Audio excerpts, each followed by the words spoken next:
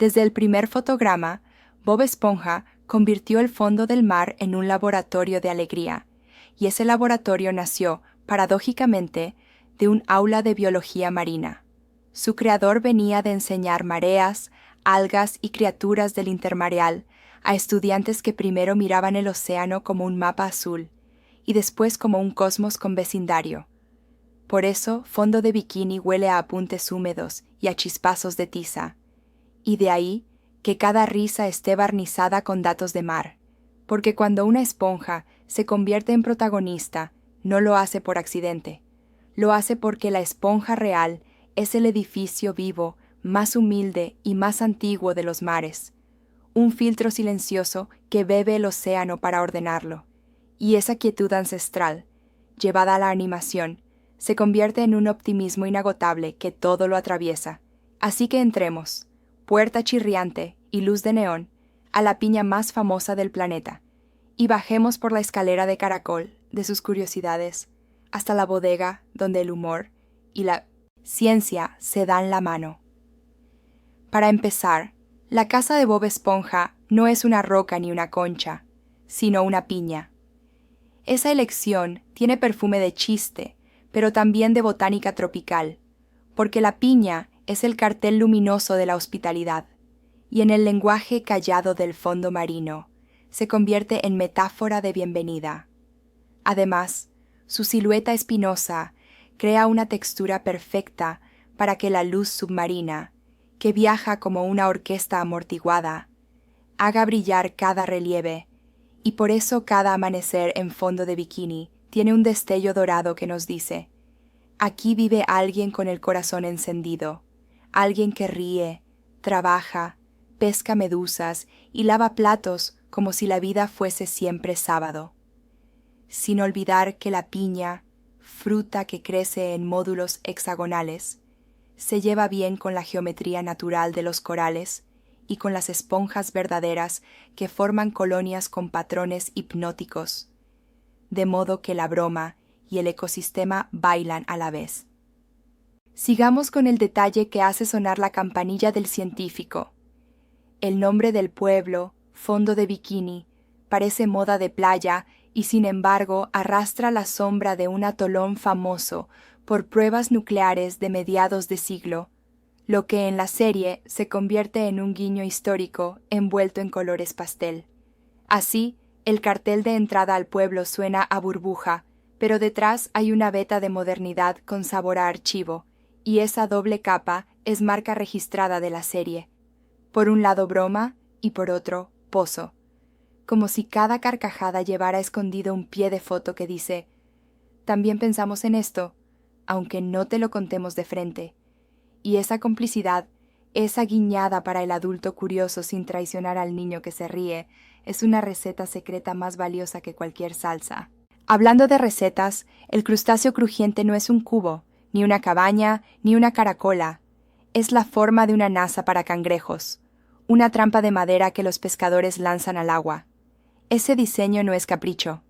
Es un chiste arquitectónico que convierte la cultura marítima en mobiliario urbano, del mismo modo que las anclas son farolas y los volantes de barco se vuelven manijas de puerta.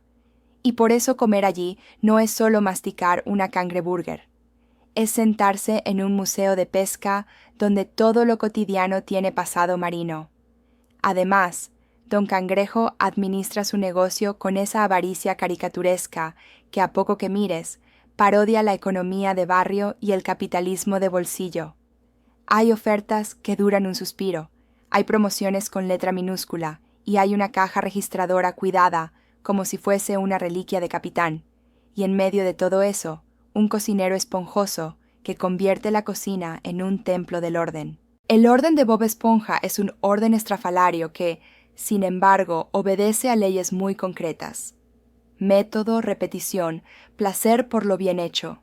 Ahí la serie se cuela en la psicología del trabajo y declara que fregar suelos puede ser una coreografía y voltear filetes un arte con destellos ceremoniales, lo cual no es solo comedia, es una inversión de valores. Lo cotidiano se vuelve épico y lo pequeño, grandioso, como cuando Bob Esponja hace burbujas con formas imposibles y cada pompa es un globo de feria que desafía la física. Y hablando de física, el fondo del mar de la serie está lleno de imposibles deliberados, desde fuegos que arden bajo el agua hasta playas con arena seca que cruje. Y todos esos imposibles funcionan como una gramática. Decimos nonsense náutico, y el espectador acepta que una hoguera puede chisporrotear al pie de un arrecife si con ello la metáfora prende mejor. Pero no todo es absurdo encantador. Hay ciencia en miniatura escondida en los detalles, empezando por las medusas. En el mundo real, esos seres con campana y tentáculos pulsan el mar como un latido primitivo, y en la serie, la pesca de medusas traduce esa pulsación en música electrónica de parque de atracciones. Las redes brillan, los zumbidos suenan a sintetizador, y el horizonte se llena de manchas rosas que, si las miras un instante, recuerdan a los sifonóforos, parientes de las medusas que forman colonias capaces de hacer coreografías de luz. Además, Gary, el caracol, maulla como gato porque la cultura popular ya decidió que un caracol es un gato con casa a cuestas, y la biología guiña el ojo.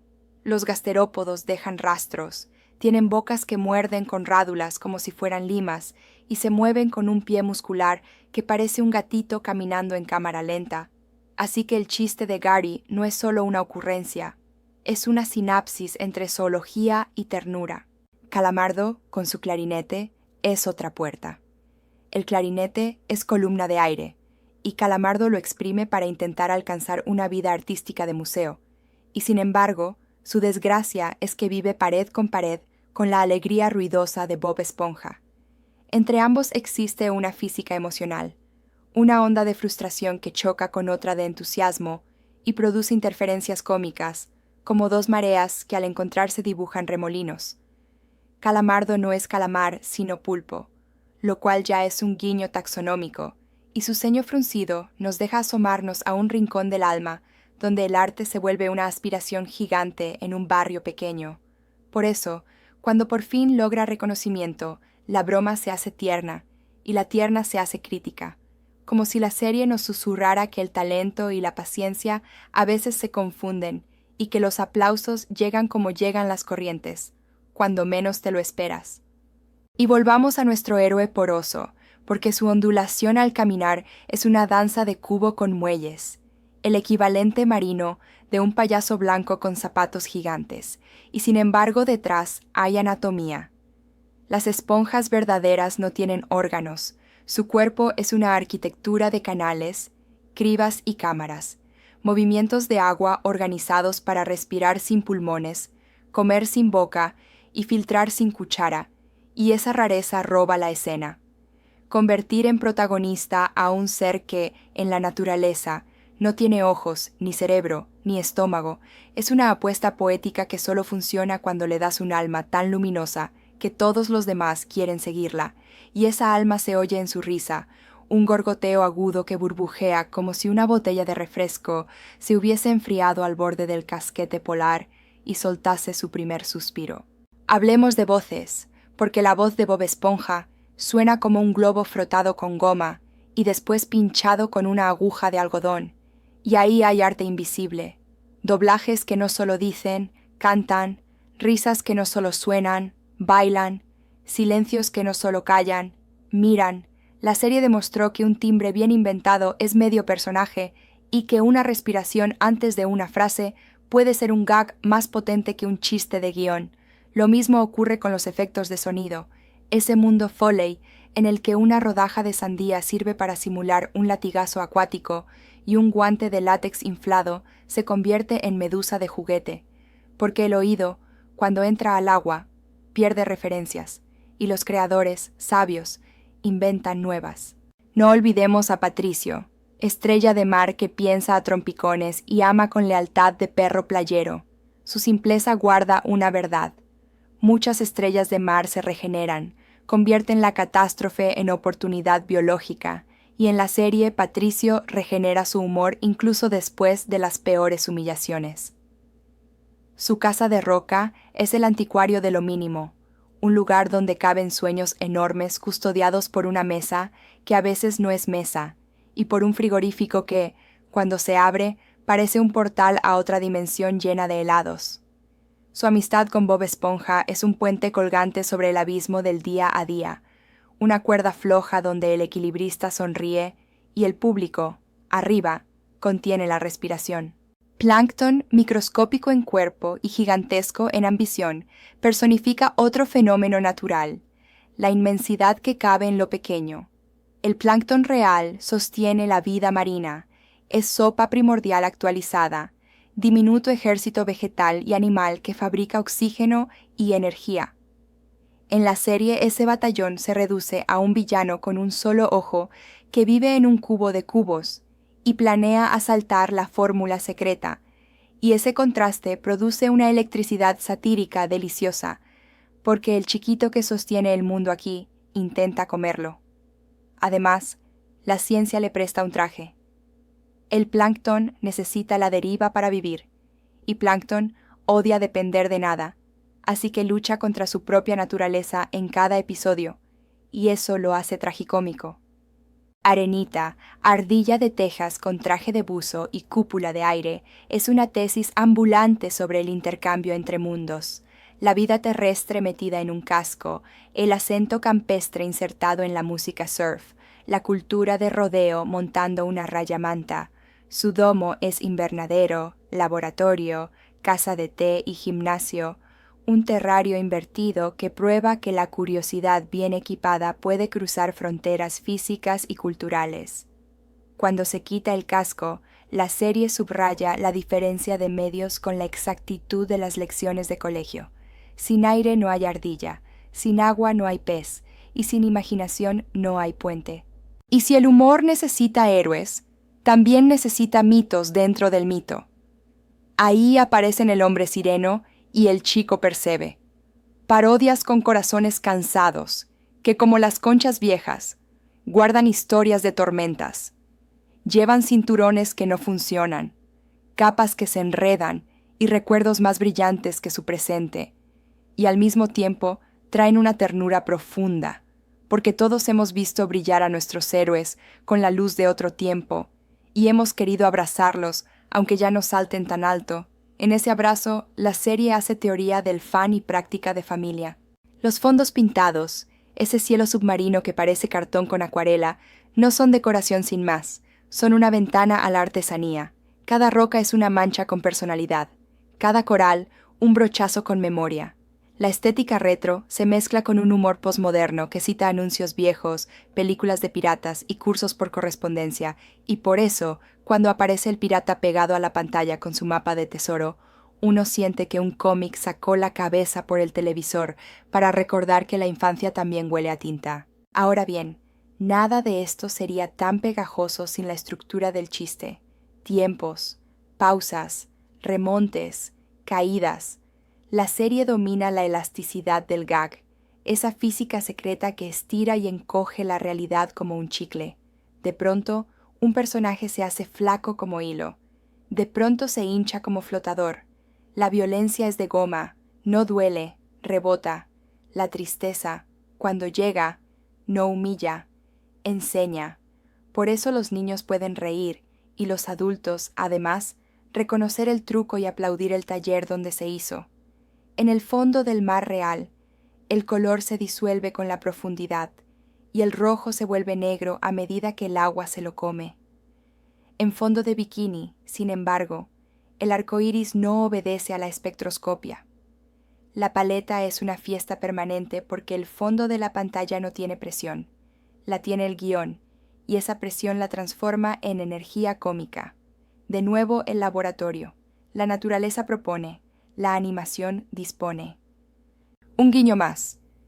Cuando la serie detiene la animación y de pronto inserta imágenes reales, como ese pescado con mirada de sorpresa o esa mano humana que interactúa con el dibujo, lo que hace es abrir una escotilla al mundo documental de donde nació su espíritu. Es como si el profesor de biología le dijera un secreto al niño con cuaderno de bocetos. Todo esto es de verdad, pero también es un sueño, y ambos caben en la misma pecera. La música, por su parte, es un archipiélago. Canciones de taberna, surf rock de playa eternamente veraniega, pequeños coros que entran y salen como bancos de peces sincronizados. Cuando suena un ukelele, el agua se templada. Cuando irrumpe un órgano, el arrecife parece una catedral, y las letras, cuando se atreven, enseñan ética simple y efectiva. Amistad, trabajo, alegría por el logro sencillo, curiosidad como brújula.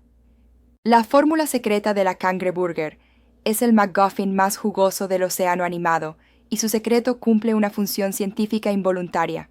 Nos recuerda que el misterio también alimenta. No saberlo nos mantiene mirando, y esa energía es biología de espectador. Además, cada ingrediente jamás revelado hace que miremos los revelados con más cariño.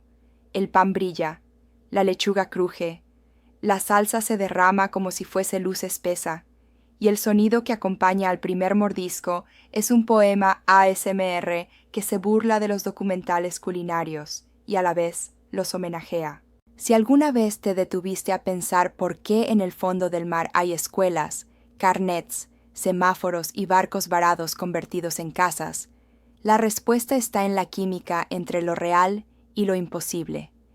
El mar, de por sí, es una ciudad de criaturas, túneles, plataformas y luces bioluminiscentes.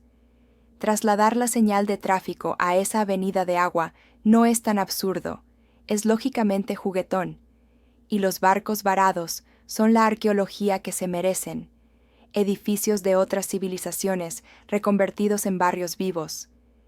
También hay filosofía en el humor.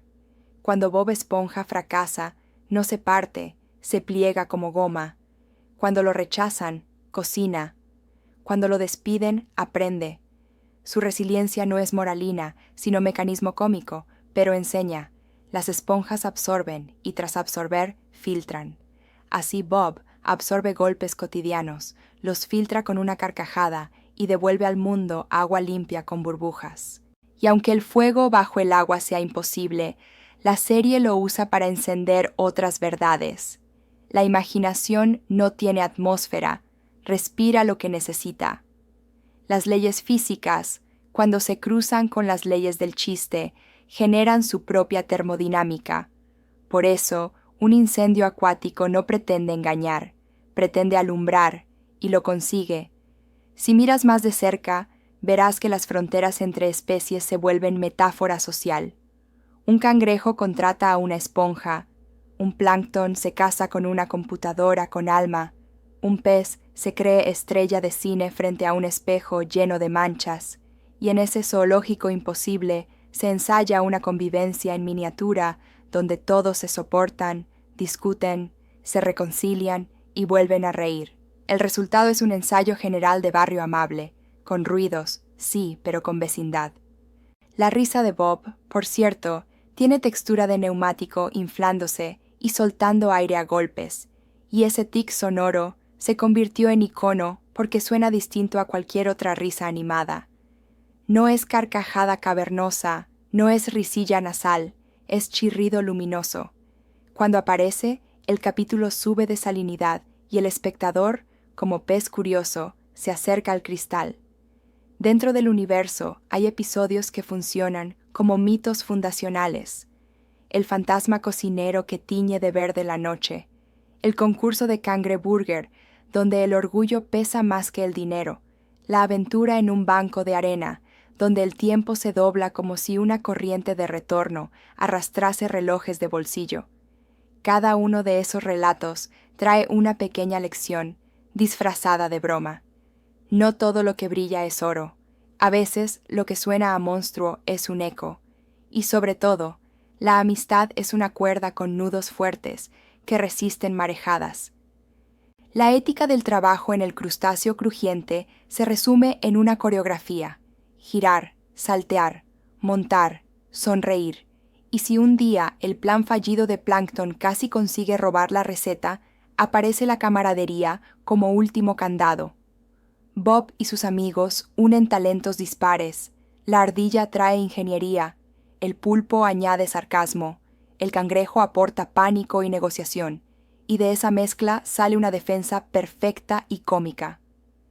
También hay un juego con los géneros: terror suave que cabe en un farol titilante, aventura que cabe en un viaje a la casa de un amigo, ciencia ficción que cabe en un casco de buceo, drama que cabe en una nota de clarinete desafinada.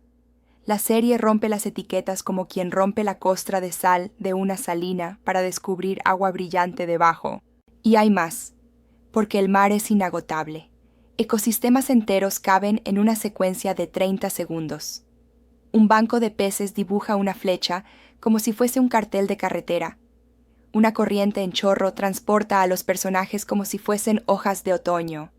La bioluminiscencia convierte una cueva en discoteca, y la arena, cuando la agitas, suena como azúcar. Todos esos detalles nacen de mirar el océano con ojos de niño y cuaderno de científico.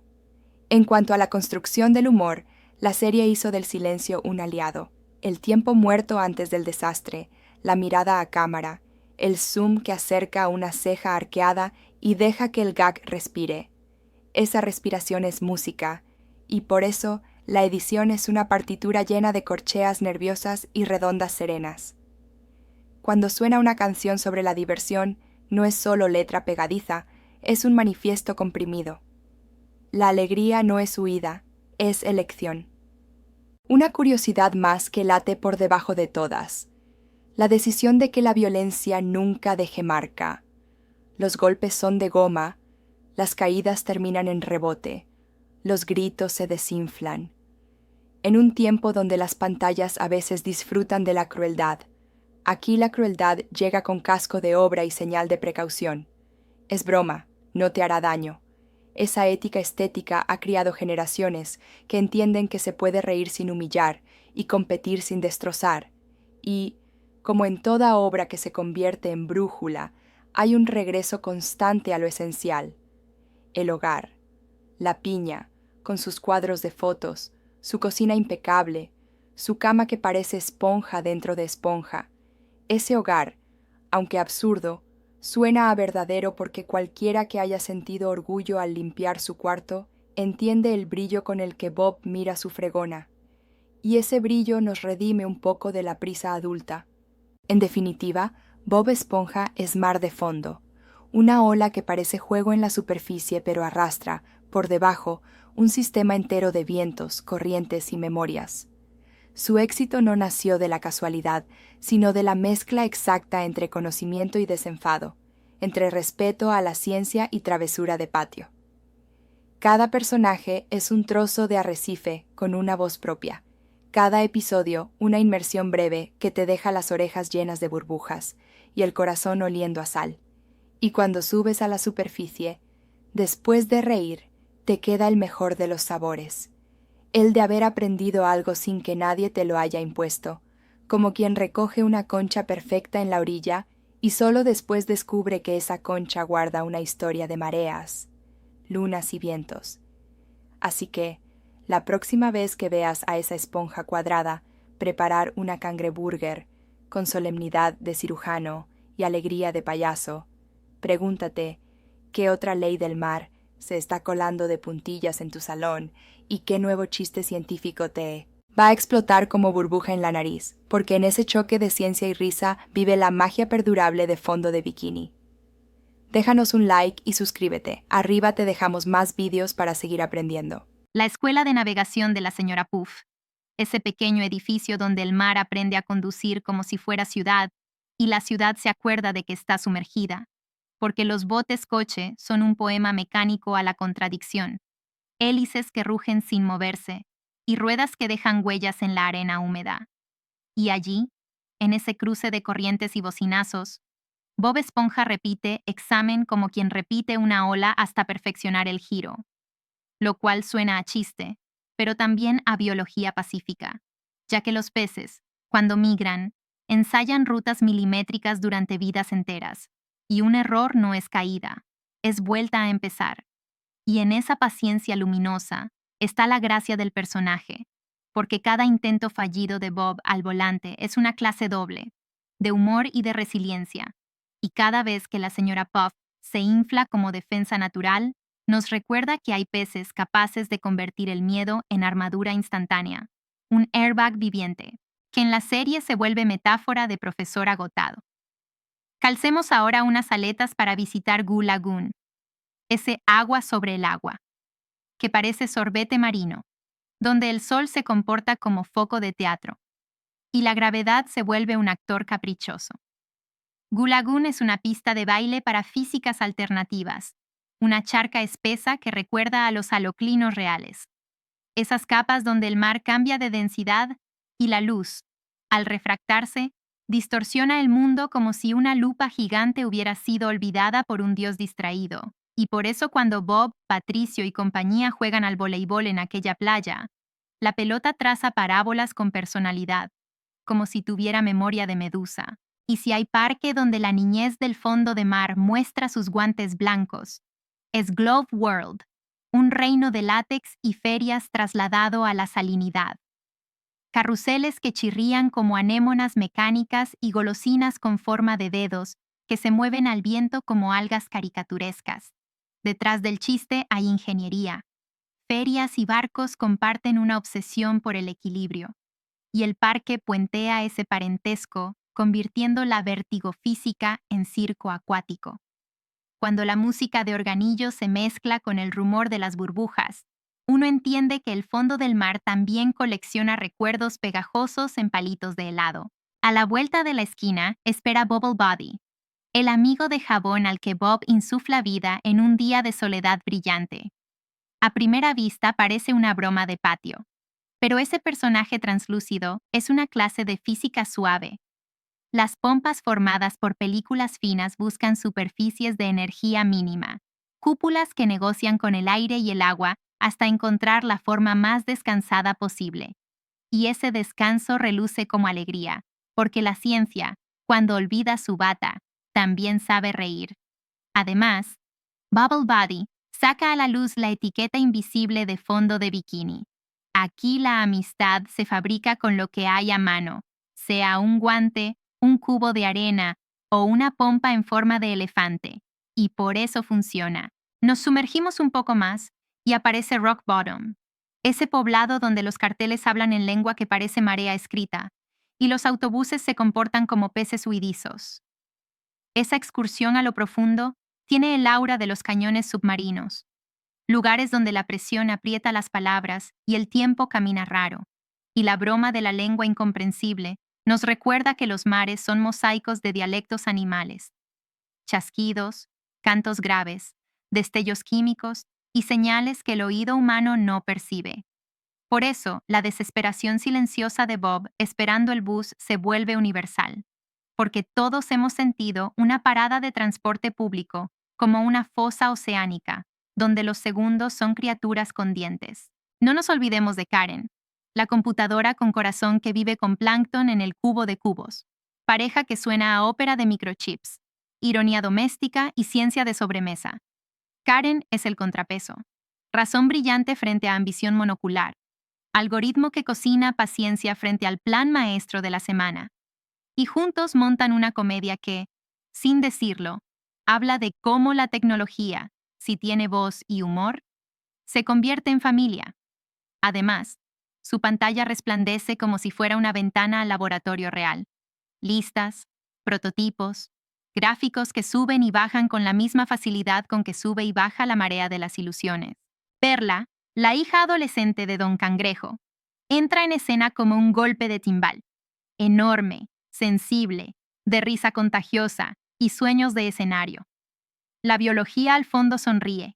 Un cangrejo con hija ballena es una postal imposible que la serie abraza sin explicaciones. Y ese abrazo dice mucho del tipo de mundo que propone, porque aquí la coherencia emocional pesa más que la taxonómica.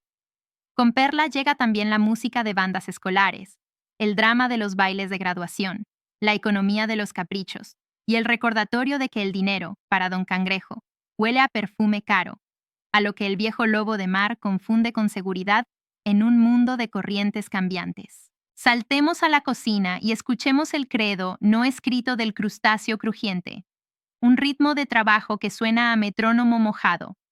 El "estoy listo" de Bob Esponja es más que muletilla, es un interruptor que enciende la coreografía, y cuando la espátula golpea la plancha, La serie rinde homenaje al arte culinario con precisión de relojero, la disposición impecable de los panes, el crujido de la lechuga como si fuese canto coral, los pepinillos redondos, como planetas verdes orbitando una estrella de queso.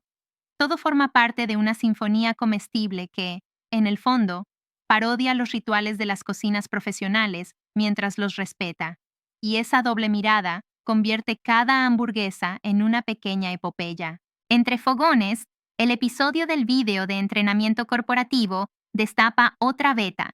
La serie disecciona con bisturí de risa el lenguaje del manual de empresa, los eslóganes que prometen océanos y los gráficos que describen charcos, y nos recuerda que la cultura laboral es un océano de protocolos donde nadar con alegría también es estrategia. La voz en off que da consejos imposibles podría ser un profesor de biología vestido de vendedor de aspiradoras. Y esa mezcla tensa la cuerda de la sátira, hasta que vibra y suena a música cómica. Calamardo, el vecino que mira a la vida por el rabillo de un clarinete, despliega otra sorpresa cuando toma el papel de crítico de arte en su propia sala de estar. Su cuadro más famoso, esa pieza donde el orgullo camina con paso de desfile, se convierte en objeto de deseo y burla a la vez.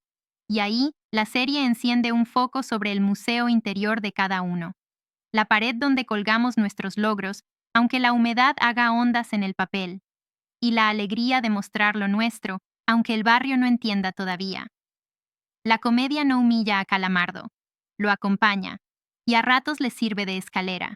En un rincón brillante del fondo, el karate con arenita añade una disciplina elástica a la ecuación, golpes que suenan a palmadas felices y entrenamientos que parecen juegos de respiración.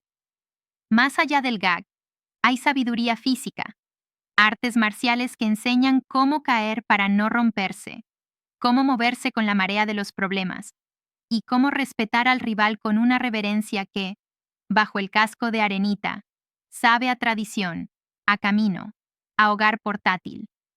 Cada encuentro entre ambos lleva un mensaje escondido. Competir puede ser sinónimo de aprender juntos. Todavía falta la fábrica de memes submarinos, esa caja de herramientas visuales que la serie abrió sin anunciarlo. El baile con caderas cuadradas que, fuera de la pantalla, se volvió guiño universal. La cara de asombro hiperrealista que salta como fotografía repentina entre trazos de animación y a quien la serie utiliza como signo de exclamación pictórico. La mueca agotada que todos hemos puesto frente a un lunes y que aquí toma forma de pez con ojeras. Esas viñetas, aun cuando cruzan océanos, conservan sal. Nacieron de un humor pensado en acuarela y tinta. Nos asomamos a una de las cuevas más queridas, el episodio del cocinero nocturno que se volvió fantasma, con su campana que suena en la memoria. El terror pastel que propone la serie es un ejercicio de sombras que no muerden, linternas que alumbran bromas y silencios con risitas que crujen como madera húmeda. En el remate aparece un invitado del cine mudo, una aparición sin diálogo que cierra el círculo entre el origen artesano de la animación y el presente chillón del chiste. Y ese puente, más que nostalgia, es gratitud. El grafito entra en juego cuando un lápiz caído del cielo marino crea un garabato con vida propia. Esa historia, mitad mito de origen y mitad travesura con tinta, convierte la hoja en portal y el trazo en criatura, y nos recuerda que todo dibujo es un conjuro. El creador convoca y el mundo responde. El garabato, al revelarse, le muestra a Bob que la imaginación no solo pinta, también desordena, y que todo poder creativo trae su pequeño terremoto. Volvamos a la ciencia disfrazada que corre entre líneas. Las esponjas verdaderas construyen esqueletos con espículas de sílice o calcita, pequeñas estrellas invisibles que les dan consistencia. Y ese dato, cuando lo sabes, transforma la risa de Bob en arquitectura elástica. Ese cubo amarillo que lo aguanta todo porque su cuerpo, en secreto, está lleno de puntales microscópicos, como una catedral porosa. El guión aprovecha esa resistencia blanda para rematar golpes con rebote y chistes con amortiguador. También hay química callada en cada burbuja que Bob sopla con la varilla. El jabón reduce la tensión superficial. Permite estirar el agua como si fuera película de caramelo. Y, de pronto, el aire queda atrapado en globos que reflejan un arco iris diminuto. Los colores que bailan en la superficie de una pompa son interferencias de luz. Un mini concierto óptico que el ojo celebra sin pedir permiso. Y en la serie, ese baile se convierte en coreografía de amistad. Cambiamos de grado y olfateamos el mundo como Don Cangrejo. El dinero tiene olor. Lo rastrea como tiburón de contabilidad. Y ese sentido del olfato exagerado abre la puerta a la oceanografía verdadera, donde la vida se orienta por plumas químicas, estelas invisibles de moléculas que los animales siguen con la nariz o con sensores que no tienen nombre humano. Así, lo que parece un gag de codicia se conecta sin querer con la realidad de los peces que encuentran comida siguiendo un rastro en el agua. Hablemos del marketing al revés. El cubo de cubos vende lo incomible, carnada, en salsa de desesperación comercial. Y esa elección es sátira pura. En biología, carnada es sobra, residuo, grasa vieja que alimenta a quien no tiene problema con la palabra despojo. En el mundo del villano, esa palabra intenta convertirse en lujo y fracasa. Una clase sobre cómo una marca sin cariño es ancla oxidada. Ese fracaso insistente de Plankton nos regala una de las alegrías más sostenidas de la serie, la perseverancia empecinada que roza la poesía. Hay un capítulo silencioso en el alma del show, aquel de la sopladora de arrecifes, donde casi no se habla, y todo suena a cine antiguo con risas enlatadas de la memoria. Allí cada gesto es una nota, y cada contratiempo, una escala. Ese episodio enseña que la comedia puede vivir sin palabras, cuando la imagen respira en planos largos, y que el mar, aún sin diálogos, cuenta historias si le acercas un micrófono y un par de zapatos ruidosos. Otro hilo que la serie teje con paciencia es el de la escuela. Niños pez que aprenden anatomía de burbuja, matemáticas con conchas y redacciones que huelen a tinta mojada. El aula submarina es un laboratorio de risas suaves, donde el conocimiento llega vestido de juego, y en esa combinación late un manifiesto pequeño. Aprender puede ser el deporte favorito del barrio, con medusas como pelotas y pizarras que reflejan la luz ondulada que entra por la ventana. El barrio, por su parte, respira televisión vieja en fondos pintados con acuarela, edificios con líneas que tiemblan como si el agua tuviera pulso de pintor. Esas imágenes, hechas con manos que cambian de pincel y de humor durante el día, dan al mundo un temblor humano que contrasta con las superficies perfectas de lo digital. Cada mancha es un latido, y Fondo de Bikini camina al ritmo de esos latidos. Cuando la cámara se acerca demasiado y de repente nos lanza un primerísimo primer plano hiperrealista, la risa se mezcla con un escalofrío. Esas texturas de poro, arruga, baba y brillo son una firma traviesa. Un recordatorio de que el dibujo, si quiere, habla con el acento de lo fotográfico y luego se va corriendo con carcajada traviesa. Ese pum visual funciona como plato fuerte en un menú de tapas cómicas. De cocina pasamos a salud pública. No pocas veces la serie guiña a la higiene, al orden, a la alegría de fregar el suelo hasta verlo reflejar las lámparas.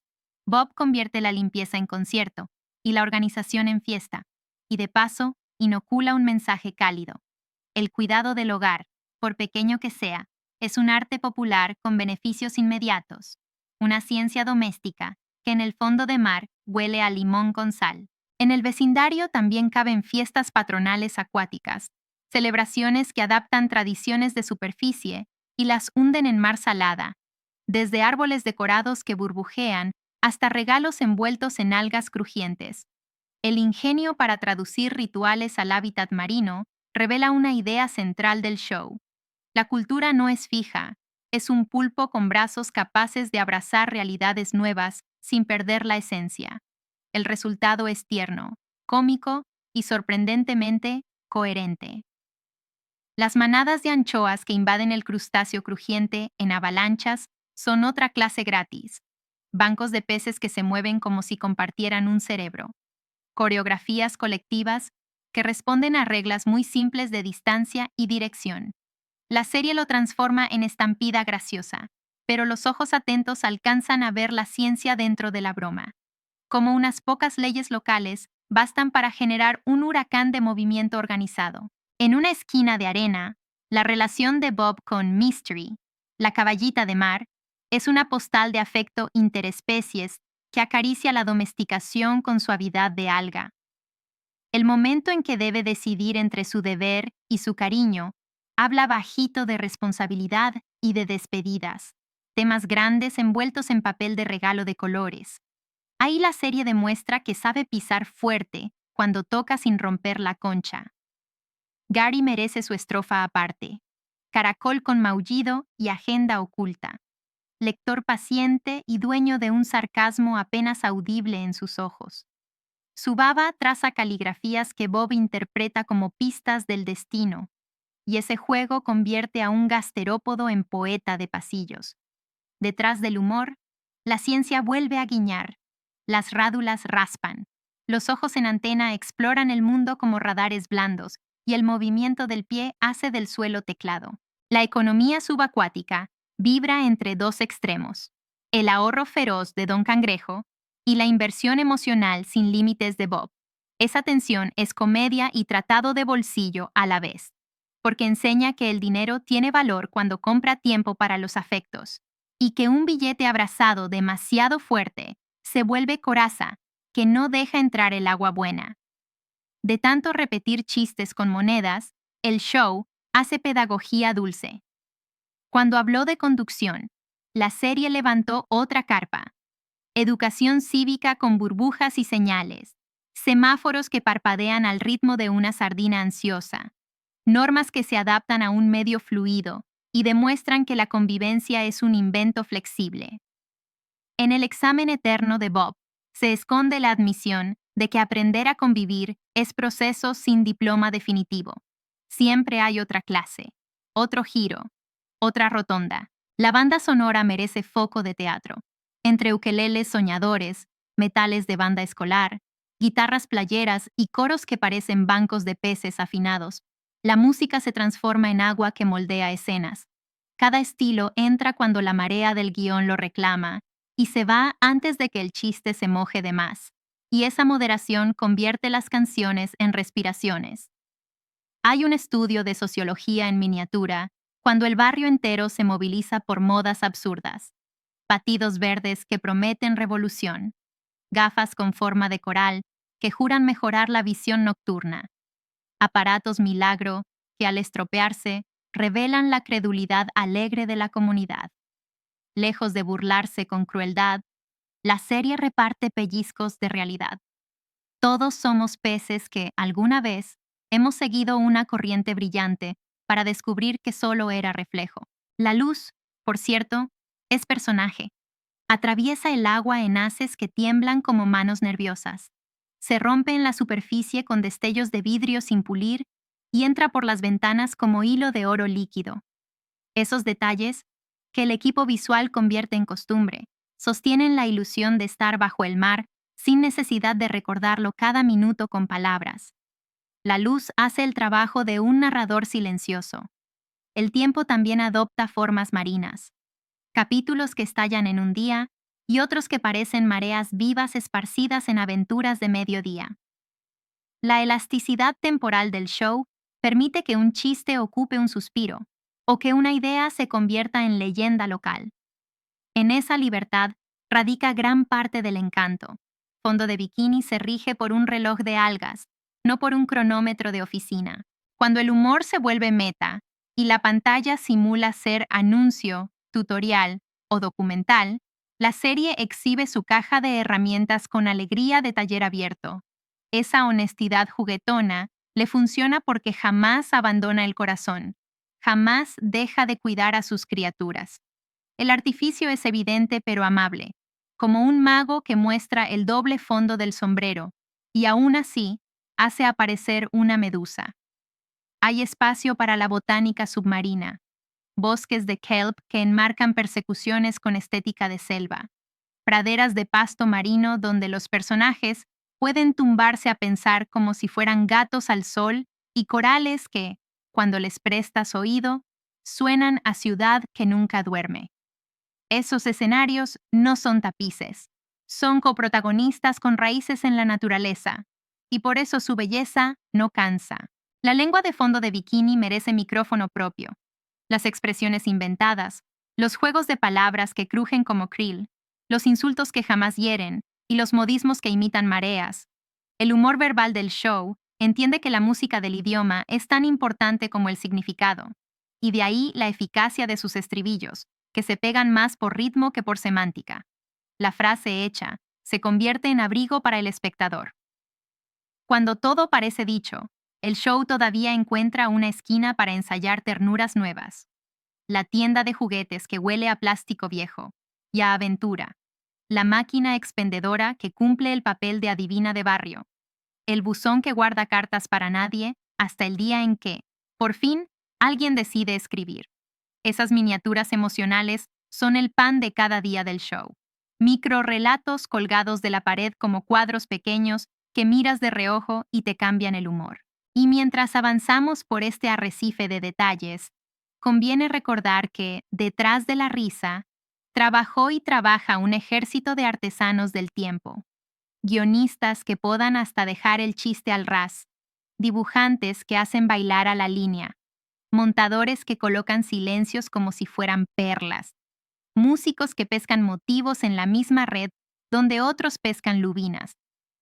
Ese trabajo invisible convierte cada episodio en una pieza de relojería salada. Cerramos con una marea alta de intuiciones. Bob Esponja no es solamente una esponja optimista, es un método para mirar. Su mundo enseña que la curiosidad es un traje de buzo sin fecha de caducidad, que la ciencia es hermana del humor cuando ambas comparten ganas de entender, y que el cariño, bien repartido, vuelve habitable hasta la fosa más oscura. Así, cuando el sol del mediodía atraviesa la piña y hace brillar las motas de polvo salado, uno entiende por qué seguimos regresando, porque ese brillo contiene nuestra propia infancia en suspensión, y cada carcajada, al explotar, libera una semilla que crece, despacito, como crecen las algas que sujetan la arena para que no se deshaga la playa que amamos. De modo que la próxima vez que escuches el clarinete al otro lado de la pared, huelas a dinero recién contado, veas inflarse a la profesora para no perder la calma, persigas una medusa con red de niño grande o soples una pompa con forma de recuerdo.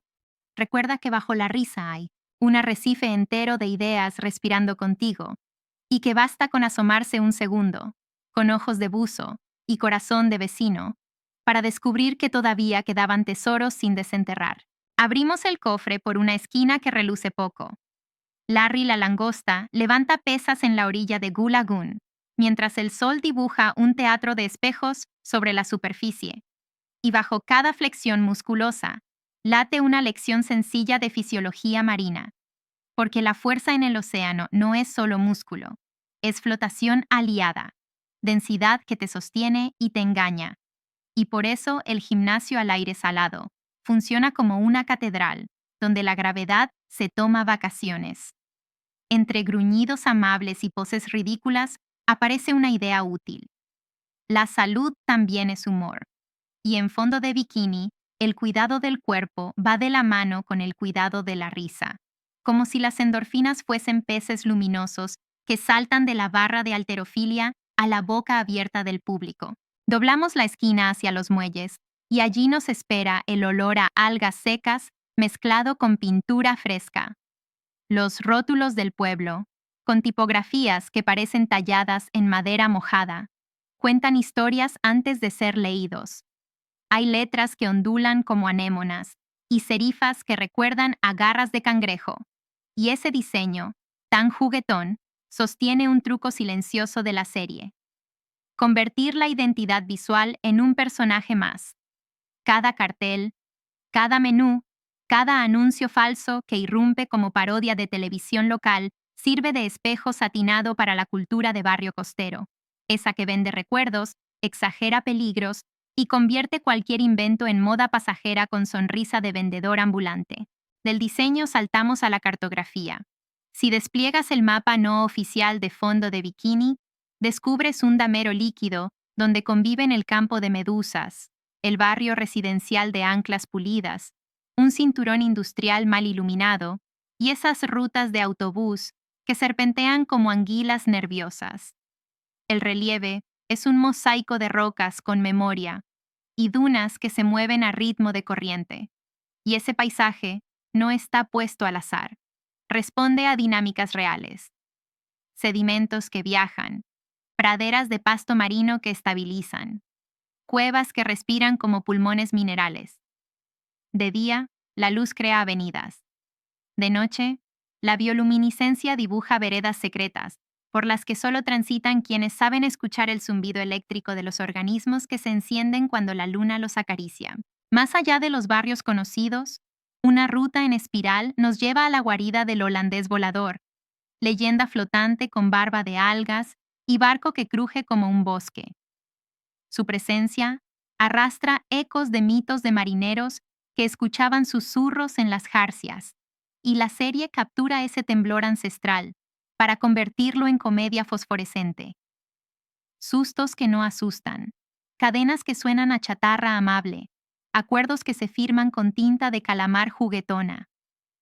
Junto a él, Man Ray y la burbuja sucia bajan el telón de una ópera de villanos que parodia las convenciones del heroísmo y, de paso, reivindica el derecho a fallar en el intento de ser malo, porque incluso la maldad, en este mundo, se empapa de mar y pierde filo. Giramos hacia la justicia local y encontramos una comisaría que huele a tinta de sello y café aguado. Allí la legalidad camina con botas de goma y caricatura de reglamento. Y sin darse importancia, la serie desmonta el teatro de la burocracia. Formularios que parecen mapas del tesoro, normas que chocan con la lógica del agua y un sentido común que a veces llega tarde, como un pez distraído. Cuando aparece un juez con martillo de coral, el juicio se convierte en farsa didáctica sobre la interpretación de las reglas en contextos imposibles, y esa sátira, al reírse de la rigidez, enseña a doblar sin romper, como hace el mar con las columnas de arena. Volvemos al laboratorio cotidiano y abrimos un bote de kelp shake, ese licuado de moda que se presentó como revolución verde y acabó revelando el lado oscuro del entusiasmo sin evidencia. Aquí la serie se atreve con la nutrición pop. Promesas de salud envueltas en eslóganes brillantes, colas largas ante máquinas expendedoras, y una comunidad que aprende a leer la letra pequeña con la lengua todavía teñida de esmeralda.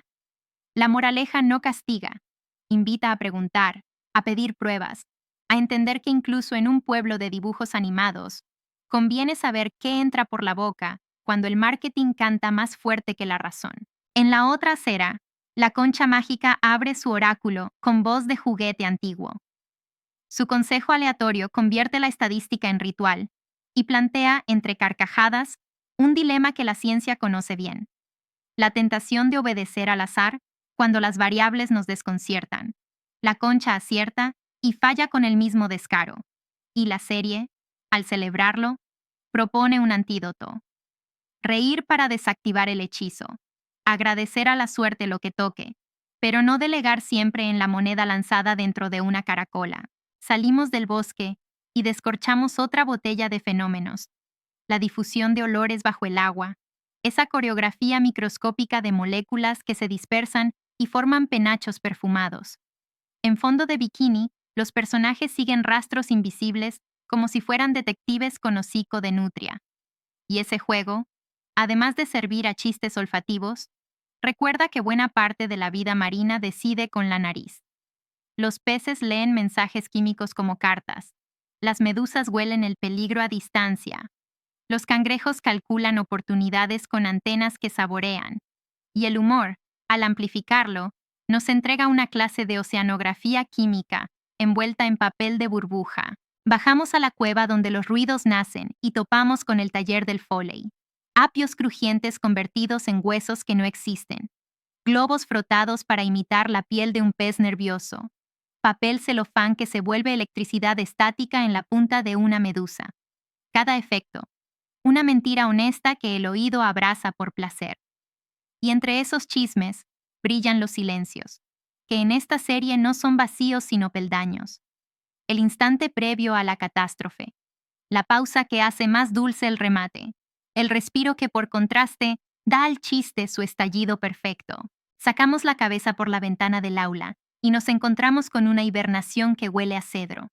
Arenita, envuelta en sueño largo, nos regala una postal de fisiología aplicada. La temperatura cae dentro de su domo y la ardilla apaga interruptores internos para ahorrar energía, como haría cualquier buena ingeniera en una noche gélida. El episodio convierte esa ciencia en comedia de puertas rotas y carteles mal leídos, pero detrás queda nítida la belleza del cuerpo que se guarda para el después. Una apuesta por llegar al siguiente amanecer. Cruzamos al estadio, y los juegos del cocinero freidor despliegan un circo de pruebas exageradas. Saltos con espátulas, relevos de bandejas, lucha simbólica por el orgullo del oficio. La parodia deportiva esconde una tesis naranja y crujiente. Toda técnica, por humilde que parezca, contiene maestrías transferibles, reglas de pulso, coordinación, respeto al adversario y a uno mismo. La copa del ganador es risa compartida, y el podio, un mostrador de acero que refleja luces como si fuesen laureles. En el paseo marítimo, un vendedor ambulante abre una maleta de chocolates y Bob con Patricio deciden probar suerte como comerciantes.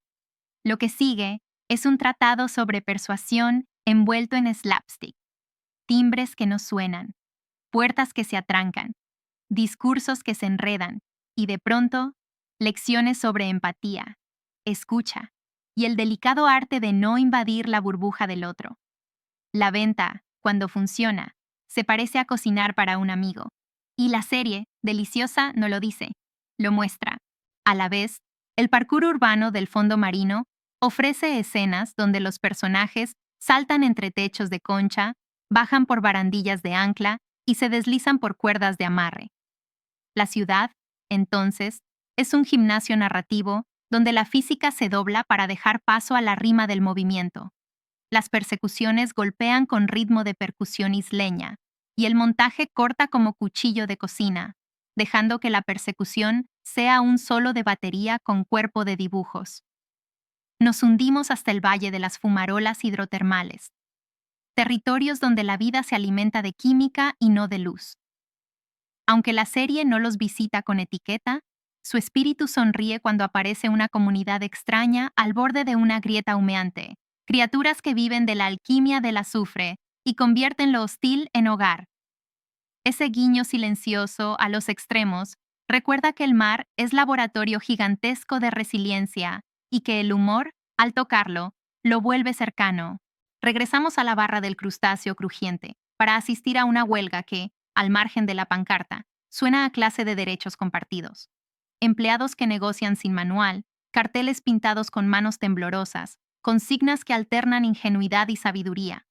La serie, con su ironía amable, explica que el trabajo no solo se hace, se conversa, que la dignidad cabe en un delantal, que el diálogo, incluso cuando lo atraviesa la teatralidad de los piquetes, es puente que evita que el negocio se convierta en galeón encallado.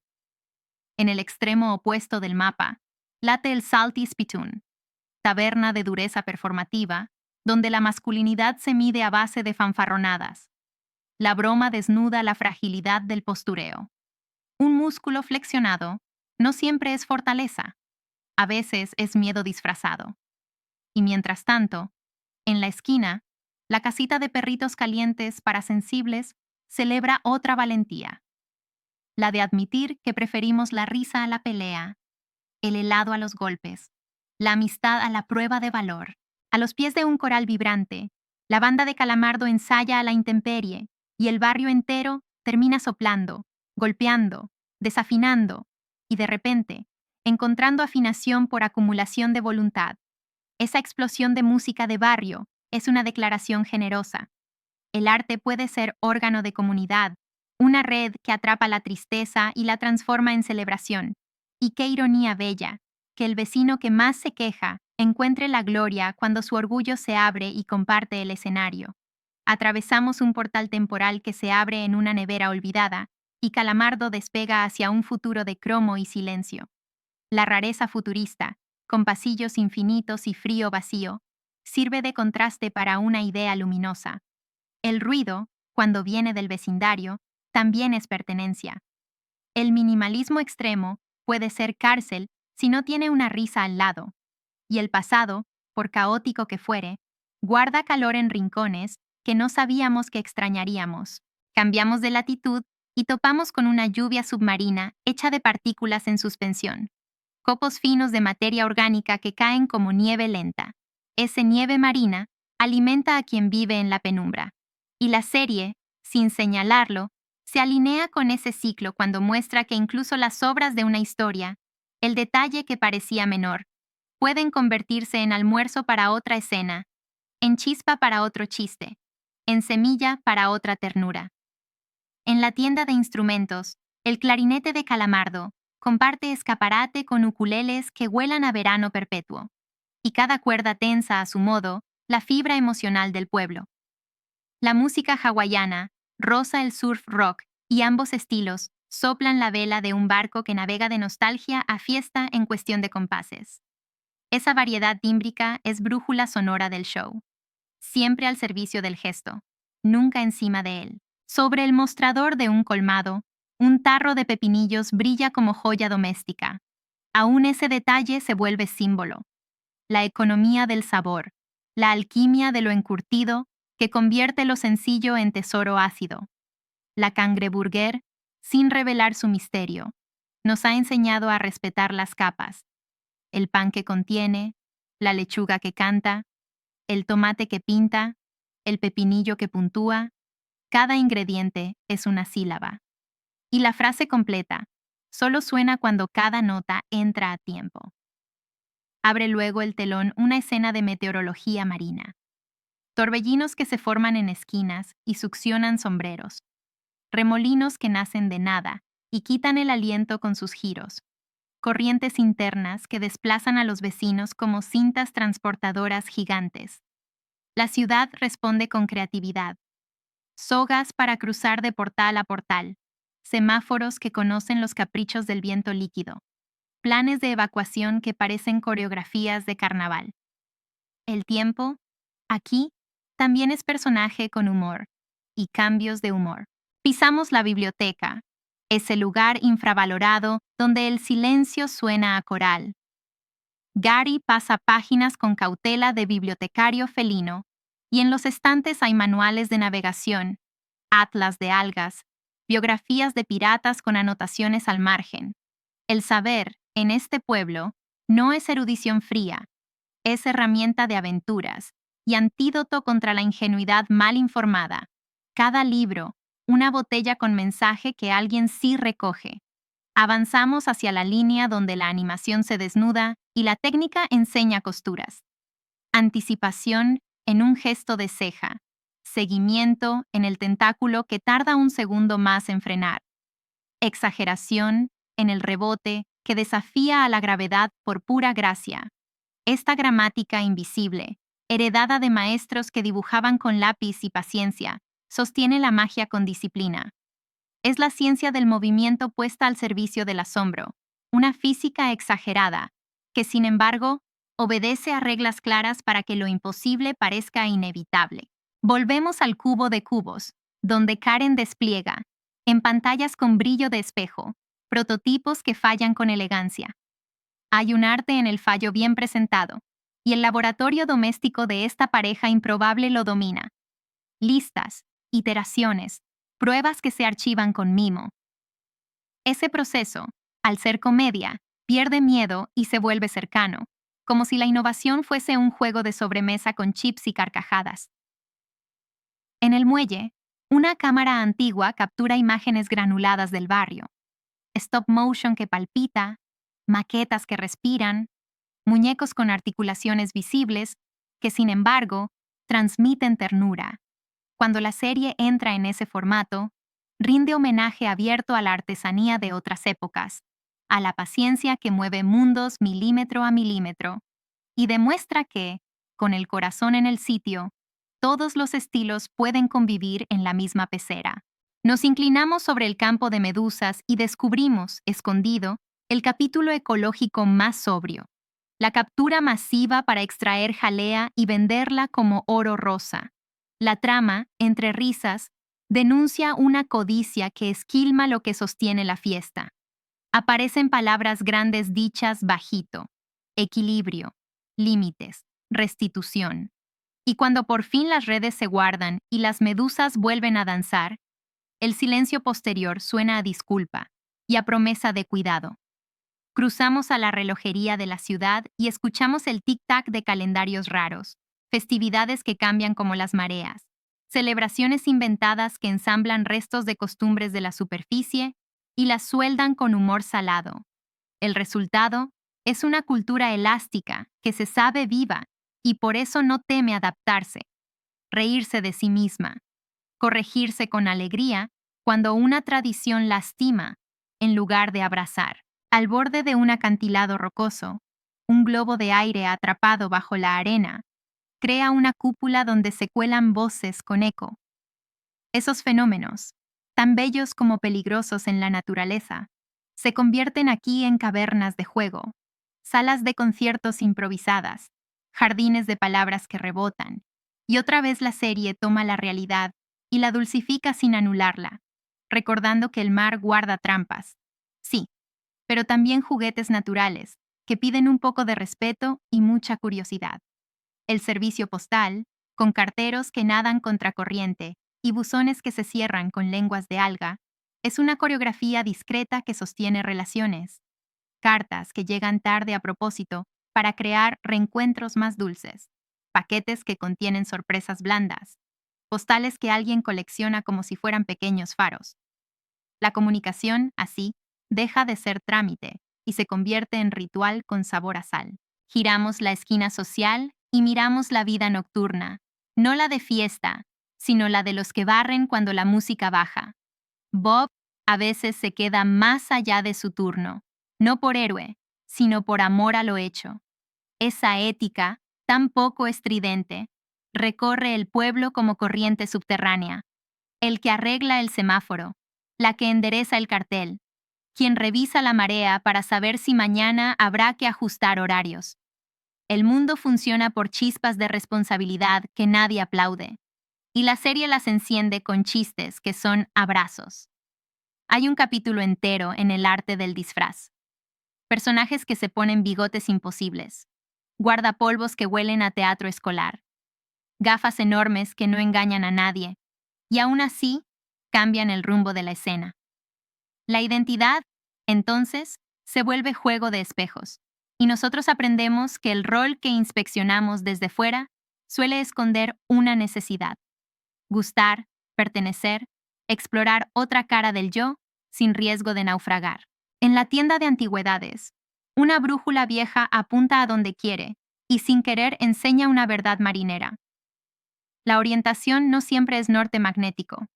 A veces es un recuerdo, una promesa, un aroma de infancia que te tira de la camiseta.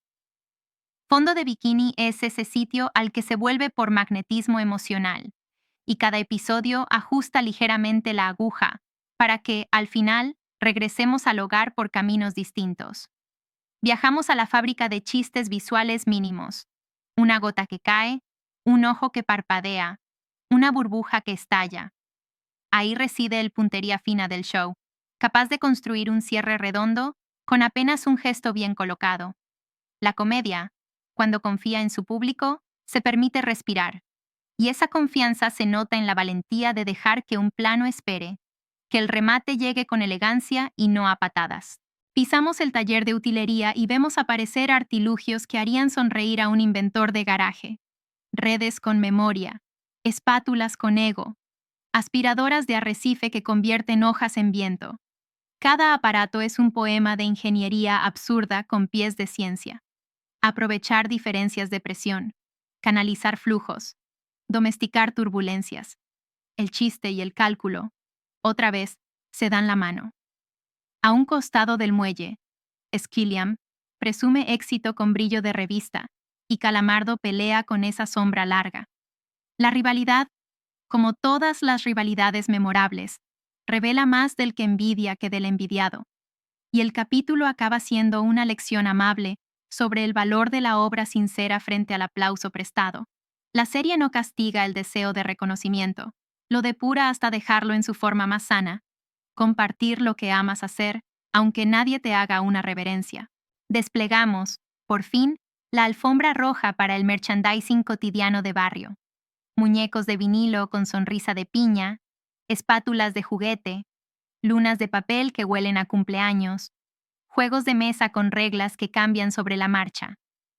Esa economía afectiva convierte los objetos en puentes entre pantalla y manos, recordando que la cultura popular, cuando es cariñosa, crea comunidades de intercambio, donde lo importante no es la compra, es la historia compartida que el objeto despierta. Y cerramos esta marejada con un susurro grande. Bob Esponja es una pedagogía de la alegría con botas de agua. Enseña a sostener el asombro incluso cuando la rutina se empeña en secarlo. A creer en el oficio bien hecho, aunque el mundo parezca un torbellino de prisas. A reírse de lo solemne sin falta de respeto. A cuidarlo vivo porque sí. Porque la belleza, cuando se cuida, devuelve en multiplicado.